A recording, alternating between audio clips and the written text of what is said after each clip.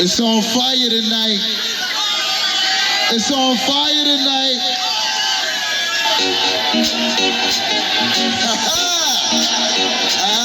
Yeah. DJ Flex and the Prophylactic All-Stars back at it again. We doing this one live tonight. You want to get in the water? Who know how to do the water dance? Hey, yo, G, first turn on the water.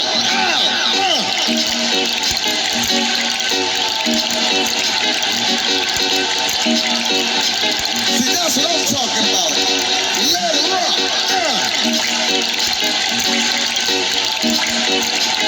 Oh, we got the water. Show y'all how to do the water dance. I'm gonna show you how to do the water dance. Kick, please. Show it, show it. Kick it.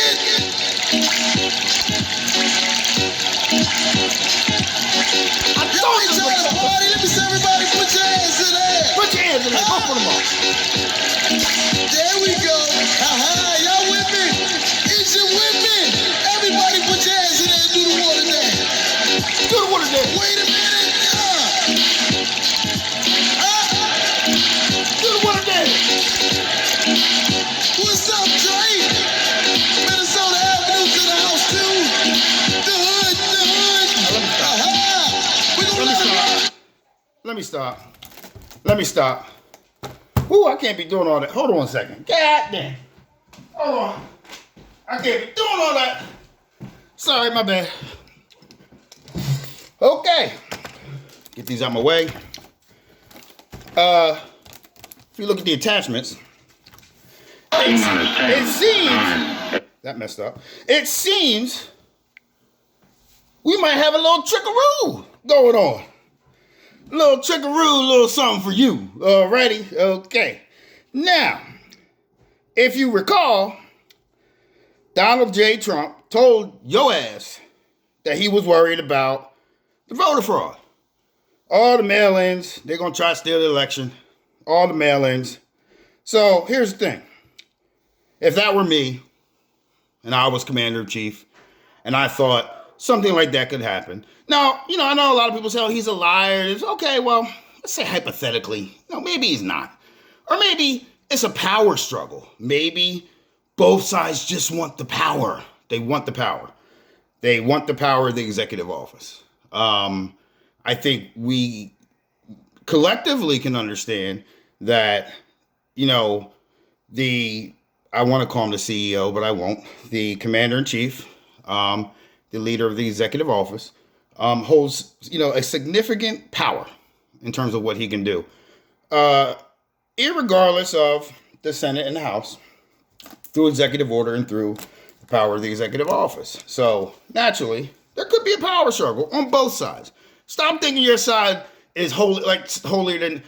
stop. Your candidate is locked up so many... I'm not going to go there. I'm going to go to what I was talking about, right? That's what I'm going to do. So, if you look at the video, I've attached some little attachments here. This is where there may be let's just see how it plays out, okay? Because this is the world of what you like to call conspiracy. So I called up Conspiracy Carl. It's Carl! Out of conspiracy. He said, hey, Ron, what's happening, Captain? All right? And then we had a little conversation. This was Conspiracy Carl told me. Here's how the National Guard is supporting the November 3rd election. Donald Trump, through the executive office, dispatched the National Guard to Alabama, Arizona, Colorado, Delaware, Illinois, Kentucky, Pennsylvania, Tennessee, Texas. In Spanish class, you say Texas. I understand. It's Texas, damn it. The stars at, let me keep going. Virginia, because that was interesting. 51%, 48, and due with the 48 one. And what mathematical, when I went to school, it was reading, writing, arithmetic. And that wasn't a damn thing of the arithmetic. I can tell you that right now. Washington and Wisconsin. Why would he send the National Guard to Wisconsin? I don't know, but that's what it says. Okay? And the anonymous sources said, watch the watermark. Real ballots being counted by National Guard. Okay? So we see what the media is telling you. They show, you're watching a movie, they show people there. We're here in, this was the best last night. We're here in Lackawanna, Pennsylvania. The fuck, I don't give a shit what's going on in Lackawanna, Pennsylvania, or Lackawanna, wherever the hell it was, Lackawanna. All right, but it says, watch the water. The real ballots are being counted by the National Guard. The real ones have the secret watermark. And on June 22nd, 2020, Donald Trump tweeted, you can go look this up, rigged elections. Millions of mail-in ballots will be printed by foreign countries and others. It will be the biggest scandal of our time. So that's what he tweeted. Okay, on August 5th, 2020. All this is attached to. You can look at it. You can go to the Department of State, or you can go into the specific states and go on their website, their .gov websites, and you can actually search information and pull it. It's amazing. You can go on the Department of State for the federal government, go to the Freedom Information Act, and right there it says virtual library tour, and you can pull the Clinton email. You can pull everything. You want to look up Malcolm X's assassination, you can do it too. Y'all just too lazy. CNN is your Bible. It's your gospel. It's what they say. It's what you. So that's just what it is. So just say hallelujah every time they go off. Okay. From Alex Padilla, Secretary of State, State of California, Office of Voting Systems Technology Assessment. August 5th, 2020, County Clerk, a Registrar of Voters. CC/ROV memorandum. No, this is a memorandum number in case you go look it up. All right. It's 2167 to all county clerks, registrars of voters. From Susan Lapsley, the Deputy Secretary of State, HAVA and Council. I don't know what HAVA stands for. General Elections Ballot Tint and Watermarks Assignment. That is the name of the memo. Okay. Pursuant to Election Code Section 13002 and the California Code of Regulations, Title 2, Section 20251, 20218, and 20280, the Secretary of State, I don't have my glasses, my bad. The Secretary of State's office has selected a design and a color combination for the use in the November 3rd, 2020 general election. That was yesterday. It sure was already. The watermark for the November 3rd, 2020 general election is the CA Poppy. All right. Some of y'all ladies like them poppies, you know. All right. The tint for the background and the watermark is red PMS. Oh, Lord. That word just scares me itself. Red PMS 192. Okay. The watermark and tint must appear on the ballot itself, not only on the stub. Okay. Please note that the color combinations, the tint value for the background should produce a light tint. The watermark should be clearly visible and distinct from the background. The screen percentages for the watermark should be such that the outline is darker than the background and the interior area of the watermark is lighter, like me, light skin, is lighter than the background. If you have any questions, you can call You can go look that up. So the ballots have watermarks. Okay. Now, I'm going to go to this one. Make sure you go to that one. Okay. Machine Identification Code. MIC. M-I-C. Get it? Kind of like Big Mike. Some of y'all know who Big Mike is. All right. Machine Identification Code. Also known as printer. I'm not even going to try to say that word. But with that word, yellow dots, tracking dots, or secret dots. So it's coded. It's coded with a secret code. It sure is. And I got the definition of what a machine identification code is. Okay. Now, this says from Kevin Gallagher. All right, everybody know Kev. What up, Kev? All right. A secret watermark was inserted into polling cards. The Dems didn't know about it, and it illegally turned up with a dodgy polling cards. Okay? Republicans have them screwed. That's what it says. That's what it says. And it says Trump was 17 moves ahead. Consider Department of Homeland Security controlled Office of Ballots Productions. The Dems printed extra, not knowing about the non-radioactive isotope watermarks on official ballots. Whoa. So some people are listening to this and saying, what in the fuck did he just read? I would say that too. So let me just break it down for you. It seems that in anticipation of a move, it's like playing chess. So in anticipation of a move, by seeing it coming, you got to think like 4, 5, 6 moves ahead. That's how we rock out in chess, right? Okay, he going to go here, then I'm going to go boom here, then he probably going to go here, then I'm going to go there. That's chess. That's how we do it, right? So If anybody would like challenge me in chess, by the way, I do virtually. Or anyway, and so you think moves ahead. So if you kind of knew this could be happening, and as we see, like, listen, remember on Sesame Street they had to count. It was very simple. Count, come on there. Well, one leprechaun. Two leprechauns. And they get real happy. Like, three leprechauns. They laugh, boy. The count was my man. The count was my man. And so, but counting was easy, right? Counting was easy. Counting was really easy. And right now, count's hard. Count's hard. We get all types of stories. Like, Wisconsin got 845,000 more voters that voted in election than are registered. Yeah, that don't seem right. And then 100%, or they found 128,000 votes in Michigan, and all of them was for Joe Biden. 0.25. Yeah, all right, cross. No, that's not working. Okay. And then, you know what? Never mind. We fact checked that. That's wrong. So, we're just, everybody getting screwed up, okay? So, let me just throw my little screw up out there, right? From Conspiracy Carl. It could be that the President of the United States, in anticipation of this move for power, okay? It's a fight for power. Don't get caught, listen. Don't get caught up in the, in what we were sold as kids. Okay, here's a real conversation. Don't get caught up in what we were sold as kids. Okay, it's a grand old flat, like that shit. Like, that's why we love our country. That's why we're arguing with each other now, because we feel this way is best. And the other side's like, no, it's the American creed and the pride, and so and we're clashing, like, who's better for this, right? And then, that's because as a child we were given that. And by God, that was like the one precious thing we were given. Okay? It really was. It was for Purple Mountain's Majesty. It was those songs that when you heard it, whether you were 5 years old in kindergarten or, a grown-up adult at a ballpark or something. Okay? When you heard those songs, it resonated with home. It resonated with country. And in those moments, you didn't think of your past lineage as a slave, as an immigrant coming with a wicker basket from, Italy and Scotland with nothing. You didn't think of it as, English that were coming over and settling in the New World and, dealing with the Native Americans. If you were Native Americans, you weren't thinking of the genocide and any of that, because in that moment we were Americans.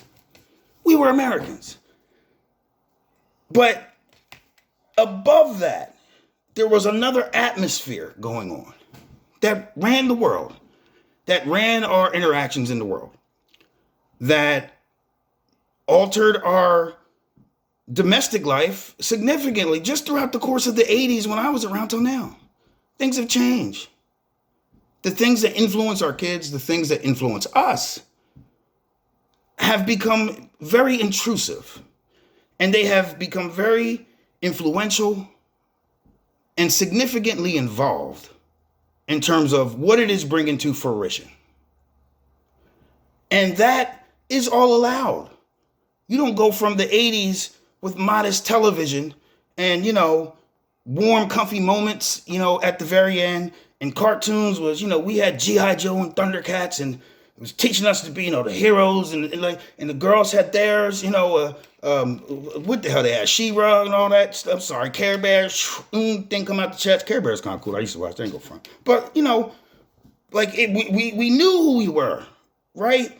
And then it just shifted. Then TV went to hot tub sex, and now we're, then it went to ratchet reality shows and endorsings of cheating and scandal, and that became our drama that we were interested in. We lost who we were. But we can't forget what we know. And if there's a struggle for power at the level of the United States of America in control of it, then you can't make one side, victim to what power induces in terms of lust for them and not discount the other side. You just can't do it. Why? Look around. Look around. So maybe, just maybe, these attachments that I have is worthy of consideration. Maybe in anticipation of what we're seeing now, where we can literally get the Count on Sesame Street to come here and figure this shit out in a second. Maybe everything is worth considering at this particular time, because that's how much we are getting fucked with. So I don't know if this is true or not, but I'm not going to discredit it. I'm going to, as my lovely, beautiful cousin says, chew the meat and spit the bone, Aaron. And that's what I'm going to do. And if you know what that means, you get it. But at this particular time, we're fighting with each other, and the umbrella cannot handle the weight of the bullshit in the hailstorm that is we're trying to protect our head from getting knocked out from. It's a hailstorm of bullshit. It absolutely is. Look at the debates. Look at the virus. I went to a store today. They had a little plastic thing hanging from a chain here. The rest of the space is open, and that's going to protect the guy. Like, look at you when you go to a restaurant. Wear your mask till you walk to your seat. You should get to your seat. You're good. And we're just okay. If there's a virus and it's a potential threat, it's a potential threat, a potential health concern, which it is. People have lost people to the virus. I personally have offered my condolences to people that are very close to me. You know, and you never want anybody to get upset because you see people, what they feel is discrediting or not. But here's the thing. You can't say nothing to that because your media has made this a national issue. Your media has made this a part of an election.